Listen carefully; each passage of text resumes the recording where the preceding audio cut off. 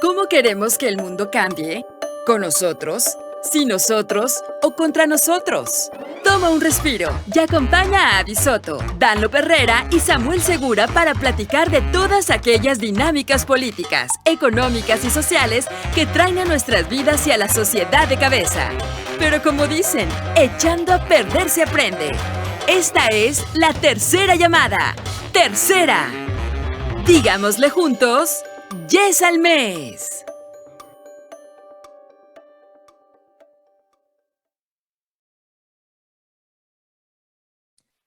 Del plato a la boca se cae la sopa, decía la abuela. Pues algo similar sucede con la palabra líder. Pareciera que todo mundo es líder en su propia concepción. Creemos que es una cualidad que se adquiere junto con el nombramiento de un puesto. De no ser así, no habríamos sido los candidatos elegidos para ejercerlo, ¿no es cierto? Error. La verdad es que líderes son pocos y es que nuestro sistema económico-social no está construido para soportarlos. Es decir, que o te adaptas al sistema o pereces. Y el sistema no tiene un molde afín con el liderazgo. Después de todo, una característica de este es precisamente la innovación, pero no la vocación de mártir. Es esa delgada línea del autosacrificio el que ha hecho creer a dictadores su liderazgo. Y volvemos a caer en ejercer un juicio de valor entre un buen liderazgo y un mal liderazgo. Atención, un mal liderazgo no es liderazgo. Desde que se tiene registro de la existencia de la humanidad, ésta ha tenido la necesidad de contar con personajes que lo guíen a través de las circunstancias históricas de su momento, lo que nos presenta una sociedad claramente dividida entre el líder y sus seguidores. Y con lo que derribamos el mito de que no todos somos líderes. Y eso está bien. Alguien tiene que seguir al líder o todos caminaríamos solos por nuestro propio rumbo e ideal. Entonces, ¿cómo identificar a un líder?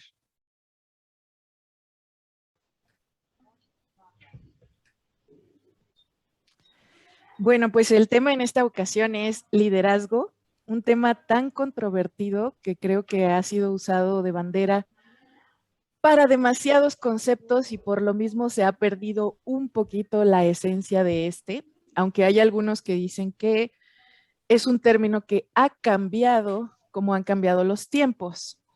La verdad es que estudiando un poquito me he dado cuenta que son 3 los puntos que coinciden a través de la historia en el liderazgo.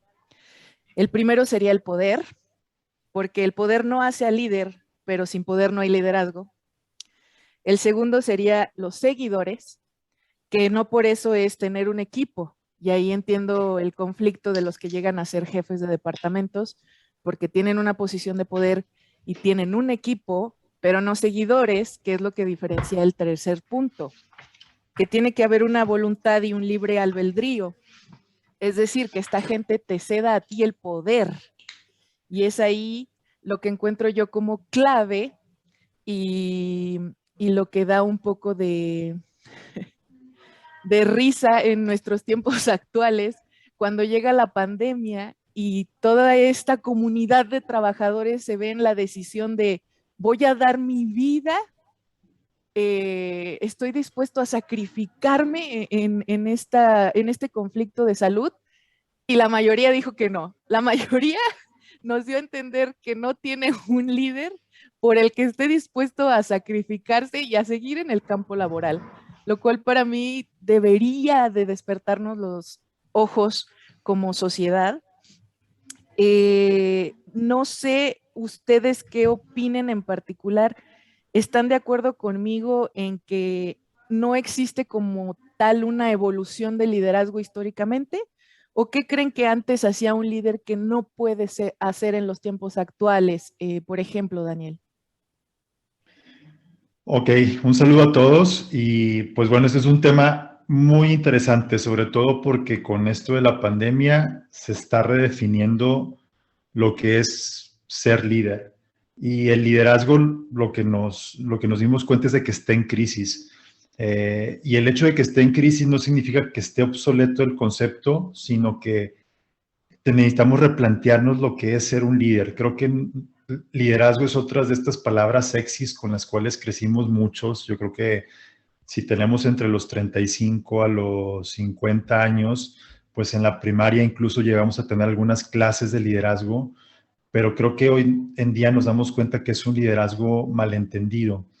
También lo iremos platicando en el transcurso de este episodio. Estamos muy sesgados por la figura del héroe, ¿no? Todas nuestras películas, nuestras novelas, nuestra mitología, la cultura, sobre todo en Occidente, se construye alrededor es unipersonal, ¿no? De una persona que posee grandes cualidades, grandes capacidades y que esta persona viene a salvarnos. Y yo creo que lo que nos estamos dando cuenta es que nuestra humanidad es limitada y más que venga una persona como Salvador, necesitamos fortalecer el grupo, ¿no? Entonces, yo creo que esta pandemia lo que nos trajo es que esas personas quedaron muy limitadas en cuanto a sus alcances y vamos a hablarlo incluso en esta ocasión. Lo que necesitamos hoy en día son líderes que sean capaces de movilizar voluntades, que sean capaces de, más allá de pensar en el poder, yo creo que tenemos que hacer una transición de la palabra poder al propósito.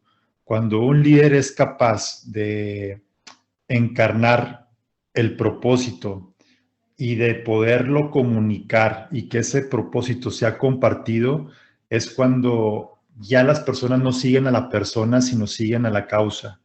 Que creo que eso es lo que pasó hoy en día con esta crisis. O sea, hubo una crisis de liderazgo donde las personas no creían ya en los políticos, no creían ya en los presidentes, incluso muchas veces en los científicos, pero sí comenzaron a creer en las causas, porque en esta pandemia hubo movimientos que movilizaron a las personas y qué es lo que representan estos movimientos más allá de un liderazgo, representan las causas, que creo que es hacia donde tienen que apuntar ahora todas aquellas personas que quieren ser líderes y no por una cuestión de lo sexy del liderazgo, ¿no? De que hay la fama, el prestigio, no. Ser liderazgo yo creo que implica un gran sacrificio y esto es lo que no nos enseñaron en la escuela, ¿no? El lado oscuro de ser un líder.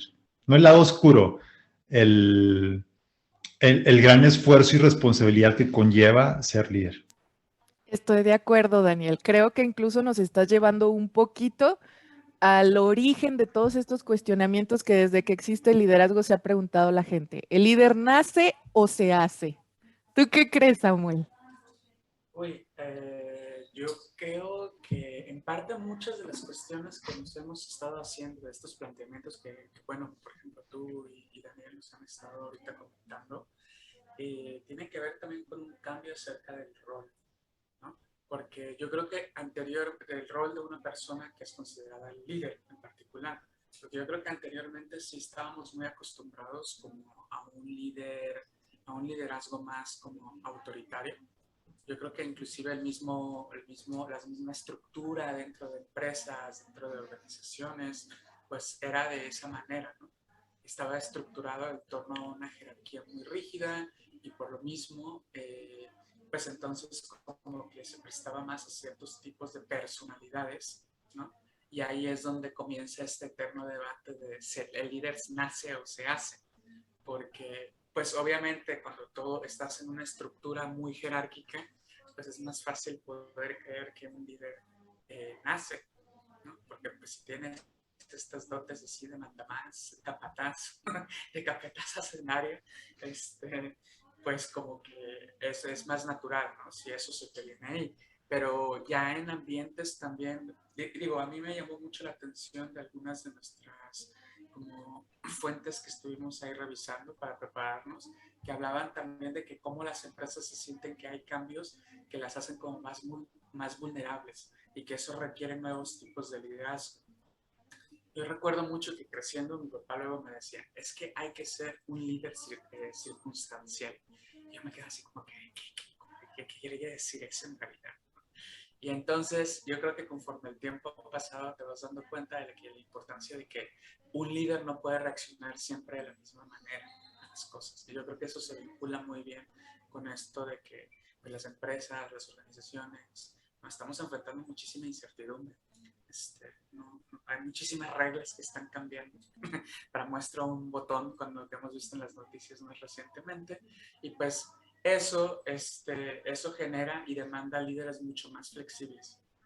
Y entonces ahí entra el espacio para, así como no estoy ignorando tu pregunta, Abby, ahí es donde entra el espacio para poder decir de que pues un líder también se puede cultivar, ¿no? Y yo creo que esa parte, yo creo que tiene que ver con un cambio también como generacional de qué es lo que entendemos. Quiero entender con los puntos de ambos que más que hablar de un cambio en la concepción del liderazgo a través de la historia, el rol en sí del líder requiere ser no estático, continuamente cambiar, aunque se esté hablando del mismo individuo y de la misma época. Por eso es como que un poco conflictivo el hecho de que hay todavía reglas laborales que han quedado obsoletas en este siglo XXI, pero que los jefes con una mentalidad quizá de siglos anteriores de esto que mencionan ustedes, de un rol un poco más autoritario, se niegan a cambiar. ¿Qué consejo darían para que haya una mayor aceptación y qué cambios creen ustedes que son los que ya exige nuestro campo laboral en estos momentos? ¿Cuáles son las actividades que consideran ya completamente obsoletas, Daniel? Yo creo que anteriormente se cometía mucho el error de tener a una persona que se encargara de la cuestión, vamos a poner, de management y de liderazgo. Las empresas se han dado cuenta los grandes costos que conlleva a empresas y países, hoy en día lo vemos, el tener un mal liderazgo o un liderazgo con muchas carencias. Entonces, mientras anteriormente la empresa dejaba la responsabilidad en una persona, la parte de el cumplimiento de metas, de indicadores, de generar ganancias, etcétera, a la par también quería que esa misma persona se encargara de llevar a la organización al cumplimiento de la misión, de la visión, y etcétera, etcétera. Son dos mindsets totalmente distintos. Mientras uno tiene que estar enfocado en el control, en la disciplina y hasta cierto punto mantener en parámetros establecidos el funcionamiento de una empresa, se dieron cuenta que si realmente en un entorno, como decía Samuel, de constante cambio, que se le conoce como entornos VUCA, ¿no? Volátiles, bueno, VUCA por sus siglas en inglés, inciertos, complejos y ambiguos, necesitaban que hubiera personas que constantemente estuvieran marcando el tono emocional de la empresa y de los trabajadores. Y eso no te lo puede hacer un manager, te lo tiene que hacer un líder. Entonces yo creo que ahorita, hoy en día, por esta circunstancia en la que estamos viviendo, el liderazgo que inspira, el liderazgo, incluso lo vamos a ver más adelante, hay dos tipos de liderazgo, el transaccional, bueno, hay muchos, pero una de las divisiones básicas es transaccional y el transformacional. El transaccional está basado en me cumples, te doy un bono, te premio, no cumples, te despido, te castigo. Entonces eso es un tipo de dinámica basada un poco en el miedo, ¿no? En la coerción. En cambio, el transformacional está más enfocado en empoderar a las personas, está más preocupado por crear estos entornos donde las personas puedan desarrollarse, puedan sacar su potencial, puedan realmente darse valor a ellos mismos y a la empresa. Y pues bueno, yo creo que esas son de las cosas que apenas estamos logrando entender. Y lo quiero ligar un poquito con lo que dice Samuel de lo que estamos viviendo en cuanto a liderazgo en estos momentos de incertidumbre mundial, ¿no? La inteligencia emocional creo que es la gran cualidad del líder hoy en día. En la antigüedad era la fortaleza, lo que tú decías, ¿no? Hace unos momentos, en la antigüedad el líder era porque era fuerte, porque era rápido y podía escapar de los dinosaurios que te correteaban, o etcétera, etcétera. Y luego posteriormente dimos un salto evolutivo donde el líder pasaba a ser el gran sabio o el hechicero o estas personas que lograban entender el movimiento de las estrellas o los curanderos. Y luego viene otro salto evolutivo donde, bueno, no sé si fue evolutivo, ¿verdad? Pero ya los líderes pasaban a ser aquellas personas que venían de una dinastía y que creíamos que eran de un linaje directo de Dios, etcétera, etcétera. Yo creo que ahorita el gran salto evolutivo que vamos a tener que dar en torno al liderazgo es un líder emocionalmente inteligente. ¿Por qué? Porque nos damos cuenta que cuando un líder toma una decisión con las entrañas, los costos son muy grandes para todos. Yo, a título personal, diría que algo que ha quedado obsoleto, pero que nuestro campo laboral se niega mucho a dejarlo ir, yo lo titulo las horas silla. O sea, cuando tú tienes... Fuiste muy noble con el nombre. Yo lo he escuchado de otra manera. Son horas Horas nalga. Pero, o sea, yo recuerdo que desde que nos graduamos y entramos al campo laboral, yo he estado peleando porque si tienes ya unas actividades definidas, no importa, o sea, el horario en que tú las hagas, a lo mejor eres incluso más productivo en la madrugada, pero el hecho de que yo esté sentado en una silla de 8 a 5 no es igual a productividad.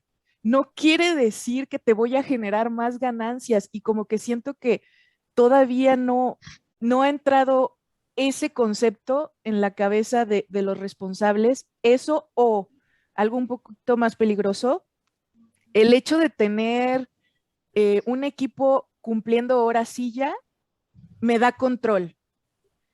Y ese control es el que yo uso para justificar mi posición de poder. Lo que quiere decir ya en sí que si yo ocupo ese tipo de actividad para justificar mi poder, no tengo en sí un liderazgo. A mi opinión. No sé tú qué actividad veas ya también obsoleta, Samuel. Fíjate que a mí me preocupa un poco más el proceso de toma de decisiones. O sea, creo que a veces el proceso de toma de decisiones, así como en México, por ejemplo, nos cuesta mucho esto de la democracia y de vivir en democracia y cosas así. En los trabajos también, digo, y no es casualidad. Yo una vez se lo dije a mi jefe en la universidad, le digo, me parece que, le digo, sí está un poquito difícil el que, por un lado, nosotros tengamos que promover valores de ciudadanía, democracia y demás. Y por otro lado, nuestros modelos de toma de decisiones, les digo, son como muy jerárquicos, muy corporativos, muy jerárquicos. Les digo, y entonces le dije yo así un poco te lanzo yo el reto, o sea, como un profesor que no está experimentando toma de decisiones democráticas, ¿con qué cara puede llegar a decirle a los estudiantes de vamos a vivir en democracia? Digo, lo bueno es que nos llevamos bien y no estamos como chupando tranquilos a la hora de la comida, entonces no hay bronca. Pero sí es un poco un gran reto, yo creo, en la toma de decisiones. Me acuerdo también que alguna vez una amiga en Londres me estaba diciendo, no, es que tuvimos una reunión, dice, y pues todo el mundo llegó a conclusiones y demás, dice, pero pues me dice, al final de cuentas, hubo una frase que me encantó que me dijo, dice, había too many chiefs and very little Indians, ¿no? Digo, esto en un contexto británico, pues sí es un poquitín así como medio, así racista, llámenle al CONAPRED, pero otra vez te lleva a esta sensación de que pues todo el mundo quiere ser el tomador de decisiones o todo el mundo quiere ser como el jefe de la tribu y pues al final luego eso repercute en quién es responsable de qué, ¿no? Y yo creo que ahí tiene Daniel razón en ese sentido cuando estaba hablando un poco sobre los cambios que estamos viviendo y en el hecho de que al final de cuentas pues también tiene que ver un poco con esta onda de que la gente a través de estos cambios de liderazgo transformacionales y demás, pues la gente se siente parte de y la gente toma lo que en inglés sería ownership, ¿no? El control o se hace dueño de los resultados y te lleva a dinámicas mucho más productivas. Pero bueno, no sé, es un poquito lo que yo considero y lo que a mí más me preocupa de todas estas dinámicas medio extrañas que tenemos. Y tienes mucha razón por dos aspectos. O sea, sociológicamente siempre se ha caracterizado el que todo el mundo quiere los beneficios, pero no las responsabilidades. Y como que lo decimos de la boca para afuera, pero no lo analizamos. Y en lo que estás diciendo tú, es muy común y es muy típico que en los equipos de trabajo, pues las posiciones jerárquicas quieran precisamente esos beneficios, pero a la hora de las responsabilidades y de las culpas, ahí sí no se ponen ellos primero. O sea, ahí sí se identifica claramente el escalón abajo que tuvo el error.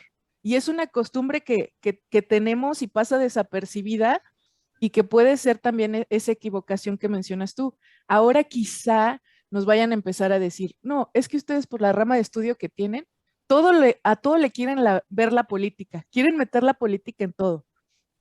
Y la verdad yo encuentro muy justificado tu punto, porque sí es cierto, o sea, así como la ciudadanía no está acostumbrada a ejercer una democracia que involucra que yo como ciudadano exija ciertas cosas a nivel político y social, de esa misma manera mi necesidad económica me lleva a estar en un campo laboral en el que yo creo que tampoco tengo derechos y tampoco llego a exigirlos porque existe esa presión o ese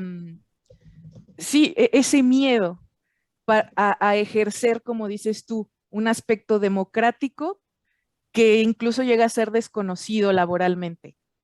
Estamos viviendo ahora un tiempo que llega y nos cambia así como que sin preguntar. No dijo están listos, no dijo quieren, sino que trajo ciertos cambios porque era sí o sí. Y estamos hablando nuevamente de la pandemia. ¿Cuáles son estos cambios que creen que llegaron de sí o sí sin preguntar y que consideren que pueden cambiarse y quedarse dentro de nuestro campo laboral, Daniel? Ok, muy interesante la pregunta.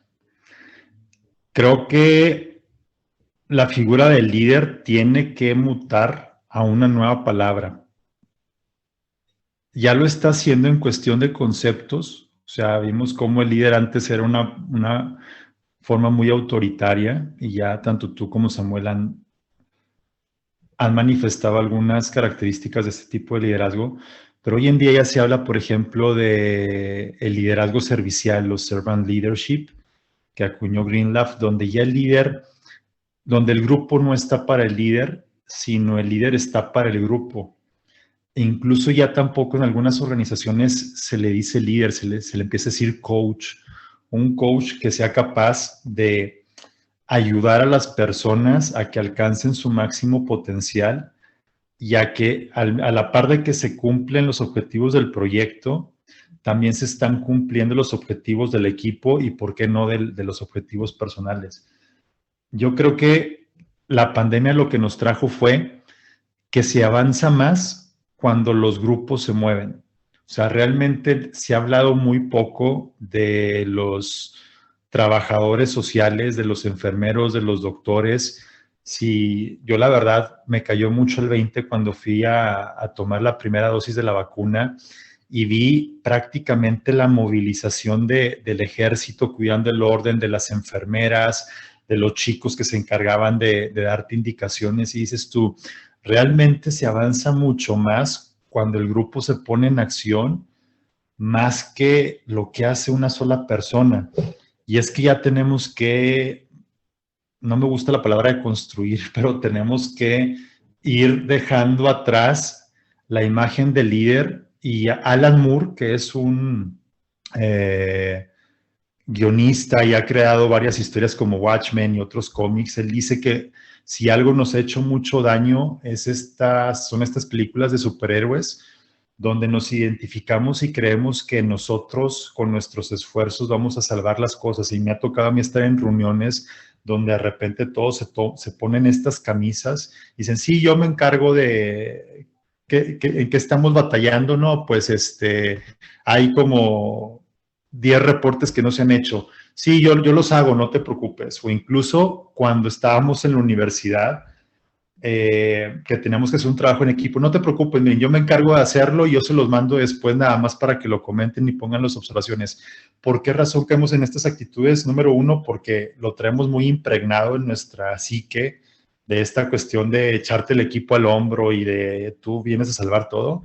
Y la otra, porque es mucho más fácil. O sea, cuando tú tratas de socializar las responsabilidades y que el equipo se ponga de acuerdo en algo, y dividir tareas es bien complicado, pero sí los resultados demuestran que los resultados son mucho mejores y de mayor alcance, pero nos da una hueva inmensa el entrar a lidiar con las personas. Por eso se nos hace mucho más fácil el autoritarismo, o sea, o el de repente hacernos cargos de todo, pero pues los costos son muy altos. Entonces, eso nos trajo la pandemia, que yo creo que hoy en día se salió adelante por las manifestaciones de hermandad y de apoyo que se dieron a nivel colectivo, más que los esfuerzos y acciones de personas por sí mismas. Fíjate que yo sí de algo me he dado cuenta es que el lado de los trabajadores está más dispuesto a adaptar los cambios que se vinieron por la pandemia, que se mantengan, cosas como el home office, como los horarios y la disponibilidad. Por el contrario, del lado de los puestos que estamos hablando jerárquicos, esos como que quieren regresar a lo que se tenía antes, no existe esa apertura. A lo mejor donde yo veo que las cosas sí cambiaron un poquito y se han estado manteniendo es en el campo de la salud en general, no únicamente médicos, enfermeras, como tú decías, Daniel, sino que por lo que hemos estado viviendo, ya hay un poquito más de conciencia acerca de el cuidado de la salud en los equipos de trabajo, dentro de las compañías. Sin embargo, yo siento que la amenaza todavía es un poquito alta y por eso no ha variado eso. No sé si ya disminuyendo la amenaza, ya más adelante en el tiempo y con la pandemia como algo lejano, volvamos a viejos hábitos. ¿Tú qué cambios has encontrado que están aquí para quedarse, Samuel?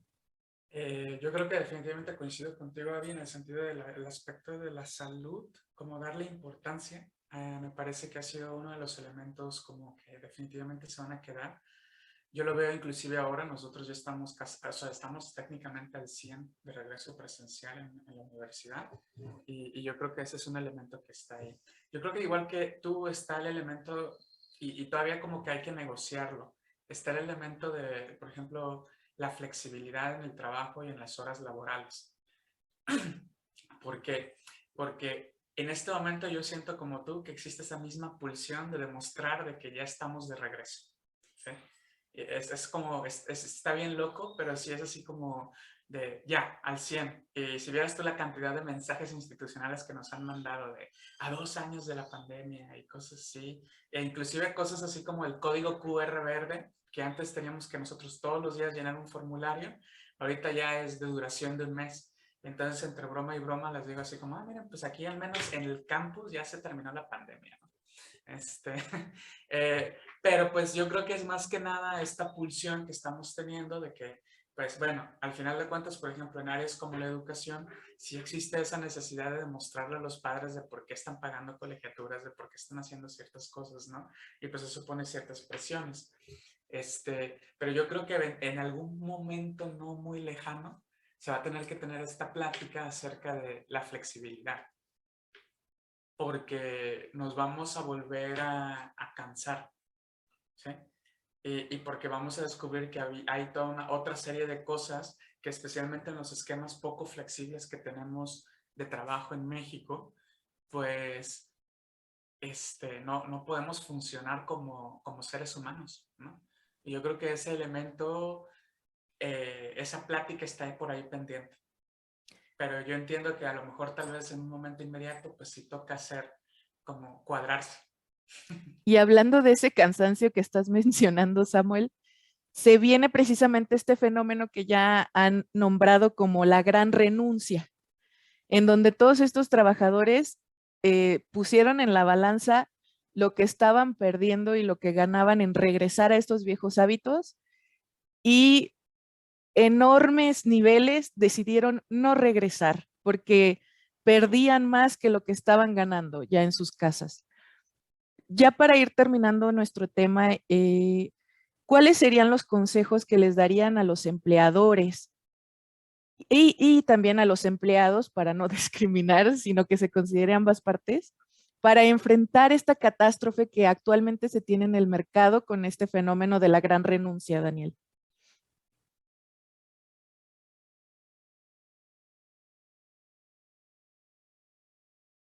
Listo, tenía mi micrófono activado.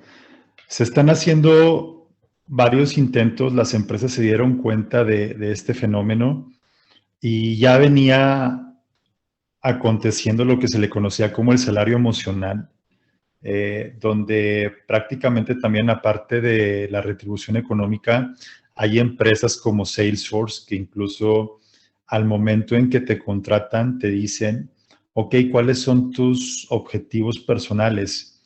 Y hay desde unos muy locos como quiero ser DJ o quiero aprender a tocar batería o quiero aprender pintura. Ellos dentro del horario laboral te generan un horario alterno donde ellos te van a pagar las horas que tú dediques a tomar clases de batería o a tomar clases para aprender a ser un DJ.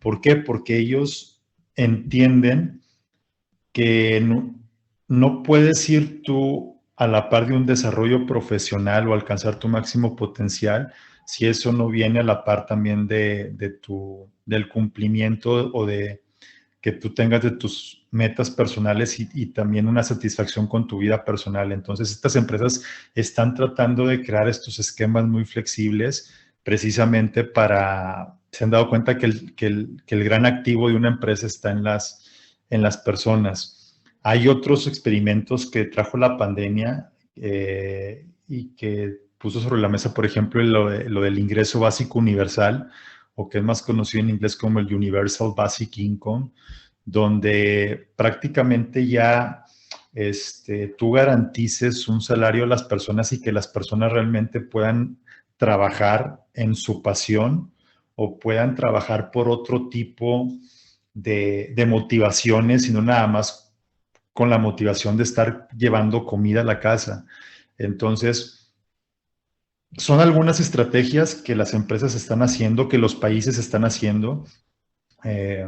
Este fenómeno que tú comentas se dio también porque en Estados Unidos el gobierno, se dio principalmente en Estados Unidos, el gobierno comenzó a asegurar un pago a las personas y dijeron, oye, pues yo con este pago puedo subsistir y no tengo necesidad de exponerme a lo mejor en un trabajo donde tengo mucho contacto con las personas.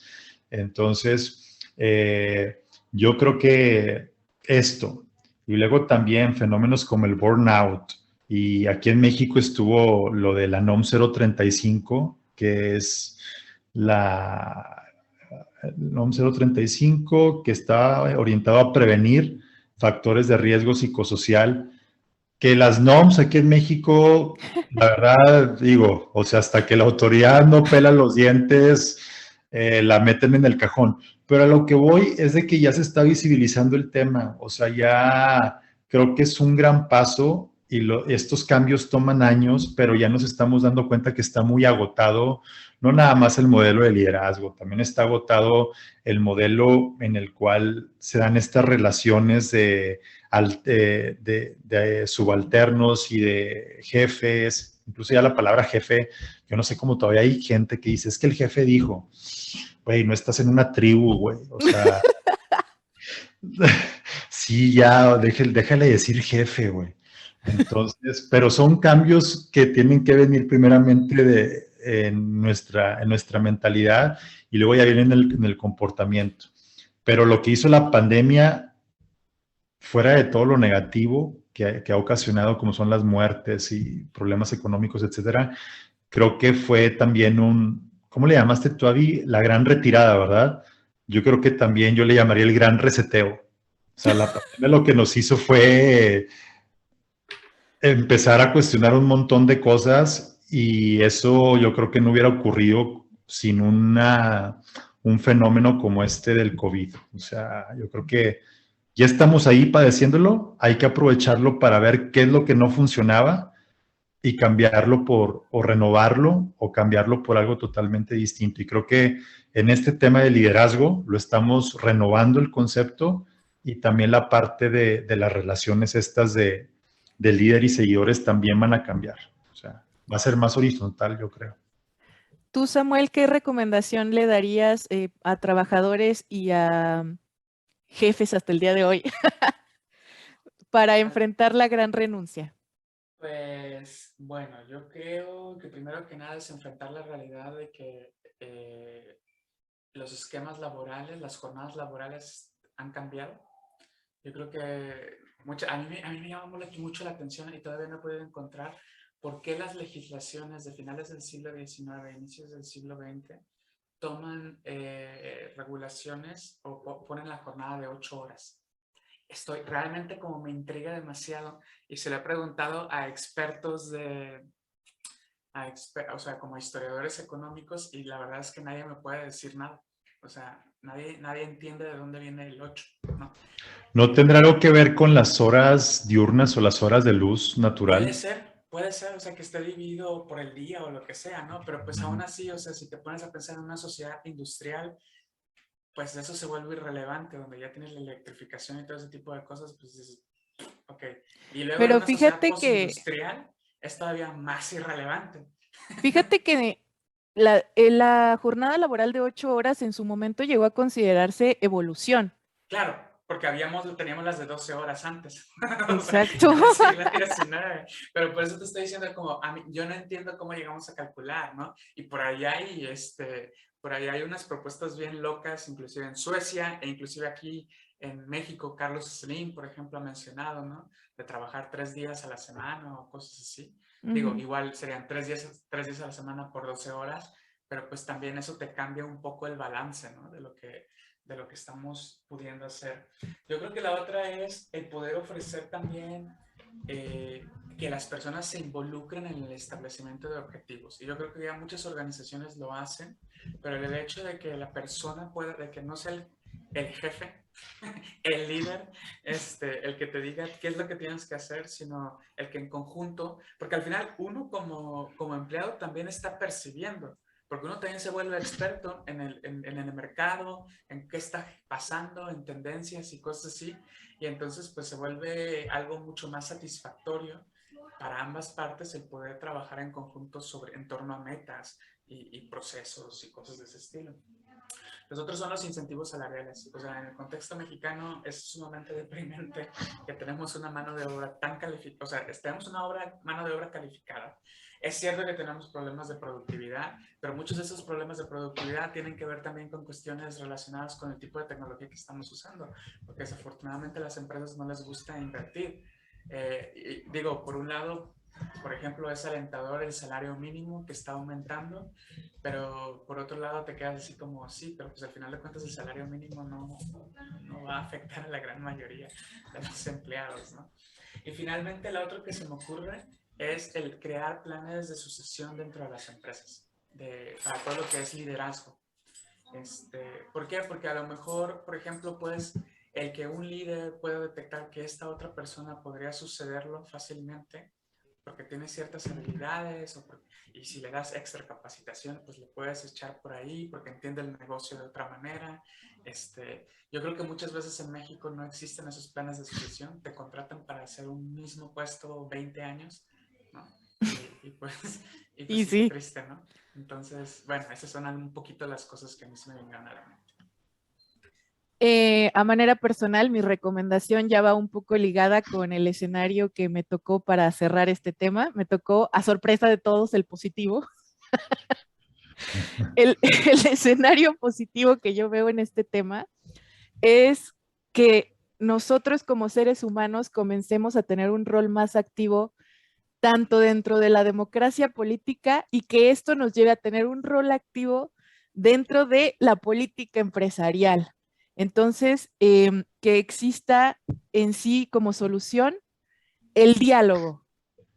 Es decir, que sobre la mesa se pongan las necesidades y las expectativas de ambas partes, hablando de roles activos y que exista sobre todo una negociación, porque viene a ser un escenario nuevo para el lado de los contratantes, que ya no existe ese escenario de me sobra la oferta. Entonces, no soy capaz de ver qué requieres tú o tus necesidades, porque si no eres tú, es el siguiente. Es hora de cambiar esa ideología, porque ahora de aquel lado también existen, pues, sus perspectivas, sus expectativas. Entonces, yo no veo otra solución más que el diálogo. No sé ustedes qué escenario puedan discutir o qué escenario ven para cerrar el tema. Bueno, pues hablando de un escenario negativo, yo creo que por otros 30 años vamos a seguir viendo liderazgos tanto en los países, instituciones, en las organizaciones, en las empresas, muy enfocados en el poder y en toda la política que hay detrás de la conservación del poder. Y pues viene mucha frustración, sobre todo porque las nuevas generaciones, las generaciones que vienen, que ya entienden estas nuevas formas de entender el liderazgo, van a estarlo padeciendo y sufriendo. Creo que van a llegar, va a llegar un periodo donde ellos poco a poco empiecen a ocupar estas posiciones de liderazgo, estas posiciones de toma de decisiones, y donde lo hagan ya con nuevos paradigmas, de una nueva forma. Pero hay una frase que me encanta que dice que crisis es cuando lo conocido no termina de morir y lo nuevo no termina de crecer. Entonces, creo que precisamente vamos a entrar en una crisis de liderazgo por los próximos 20 o 30 años, hasta que estas nuevas generaciones emerjan ya con un liderazgo no unipersonal, sino ya más de movimiento de grupo. Creo que estas nuevas generaciones tienen más esa noción que nosotros. Entonces, ese es el escenario negativo en el corto plazo, pero a futuro creo que vamos a dar un salto muy importante hacia un liderazgo más propicio para estos tiempos. Casi nos dijo suerte para la próxima, porque a ustedes ya no les tocó. ¿Y tú, Sam? Pues bueno, yo creo que con estos, o sea, si nos mantenemos con la tendencia actual, definitivamente vamos a seguir un poco en estos temas de liderazgos populistas, donde pues al final de cuentas nos movilizan, pero pues y como que nos medio entusiasmamos y en algún punto no vamos llegando a ningún lado, como ya llevamos unos cuantos añitos. Y yo creo que desafortunadamente pues la tendencia sigue ahí, ¿no? Porque como dice Daniel, estamos un poquitín atrapados y está muy difícil cómo salir un poco de ese encajonamiento en el que estamos. Quién sabe, a lo mejor por ahí una guerra nuclear o algo así como que nos ayuda, pero a darnos por vencidos Tú no eres el negativo, Sam. De los populistas. No, pero no, tuviera cambiado el escenario. Ya sé, no, pero lo que voy es que con estas tendencias populistas, pues sí, y ojo, no estoy pensando únicamente en el populismo de derecha o populismo de izquierda, estoy pensando en los dos tipos de populismos, pues sí, como que necesitamos, así que ser más serios, porque pues no podemos seguir andando con este tipo de liderazgos por la vida. Pues como siempre, temas para reflexionar, tenemos para aventar para arriba. Por el momento se nos acabó el tiempo. Muchísimas gracias a ustedes por su participación y a todos los que nos escuchan, y pues hasta la próxima. Hasta luego. Este es el final, pero calma, solo de este episodio. Corre la voz y compártelo en redes sociales. Esto fue The Little Mess. Hasta la próxima.